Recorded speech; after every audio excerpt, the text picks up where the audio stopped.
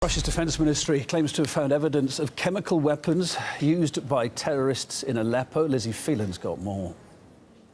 The Russian Ministry of Defense, in a statement released today, have said that they've uncovered this new evidence of chemical weapons use from the 1,070 apartments area of South Aleppo, which, despite coming back under the control of pro-government forces, is still subjected to regular attack by rebel forces. Now, the Ministry of Defense have said that officers from the Russian Radiological, Chemical and Biological Defense Troops Scientific Center have collected 9 samples, including fragments from mines and soil from craters, which they say confirms that both white phosphorus and chlorine gas has been used in the weapons that rebels are using on their frequent attacks on civilian areas in the government-held western parts of the city. The Russian Ministry of Defense spokesman General Igor Konashenkov also complained that the Organization for the Prohibition of Chemical Weapons, or the OPCW, has so far offered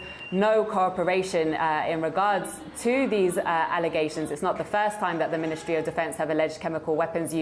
They did so also earlier this month. Despite the invitation to work together, the Organisation for the Prohibition of Chemical Weapons has not yet sent its experts to Aleppo. However, this does not prevent some OPCW members from remotely placing blame and failing to recognise the facts of the use of chemical weapons in Aleppo against the civilian population.